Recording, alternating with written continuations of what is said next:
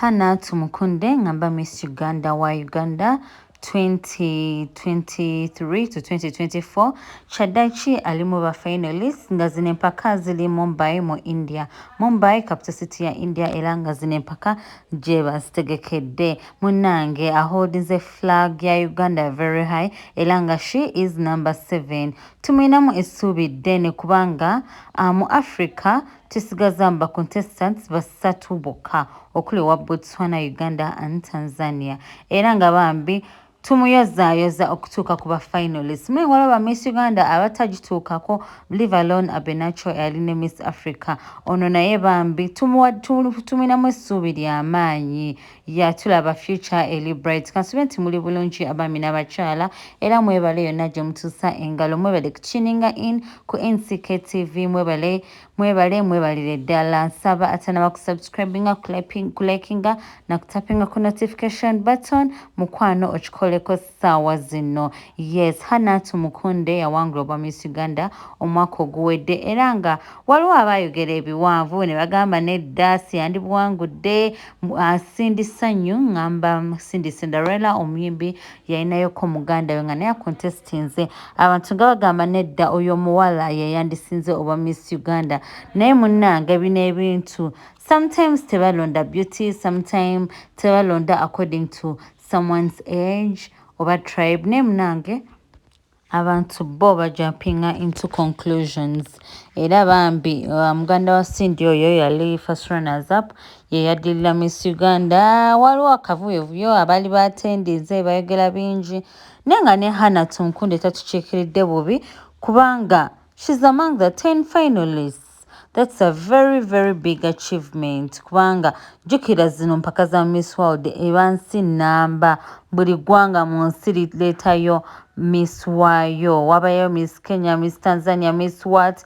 So bambi takoze bubi era tusaba mukama atuyambe wekiba kisoboka empaka zonna aziwangule. Mawole gafa amalala mbaletedde police ya Uganda ngeno Inspector General Police Martin Okoth Ochola ono ali wakati mu kafanani azinzeko engalo ahandinze over office to deputy we gwe bayita Major General Geoffrey Katsigazi tumusime ono asembayo ayambadde enkofiira. Martin Okoth Ochola abadde alimu eno office okumala emyaka 6 era nga taamu yo ey'omwaka 6 eweddeko. So ono omusajja omulala gwe bayita Major General Geoffrey Katsigazi tumusime agenda kuba nga ye IGP. He's going to be the acting IGP mpaka nga Museveni alonze IGP omulala. Ochola ye bambi awumudde Emilimu gye eja IGP era nga kati deputy we yamuddira mu bigere not until President Museveni appoints someone else. Yes, kego amawulire gembayinira ku ssaawa zino ngenda kwambaleetera amawulire amalala mu ssaawa ntonotonoko. Mwebale kwekumira ku NCK TV, mwebale kulikinga, kusharinga na kutapinga ku notification button era atanakikola mukwano kusaba okikole ku ssaawa zino tubenga tukuleetera amawulire gaffe mu bujjuvu. Amawulire gaffe gali authentic kyova olaba olumu tutagingako videos eziraga nti ddala kyetwogerako tukimanyi era tukiinako obukakafu. Mwebale nnyo, mwebalire ddala, mwebale kuwuliza entertainment edition, kuwuliza our politics edition ya byonna tuba tubibaleetera kasita mwekumira ku NCK TV wano wokka wemba muba mwekumira bamikwano.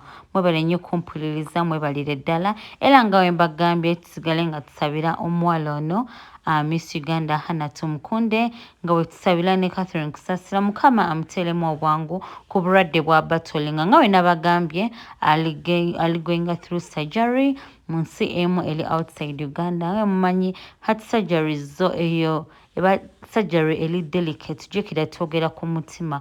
Omutima is one of the most important organs ku mubiri gw'omuntu kupapinga omusaayi.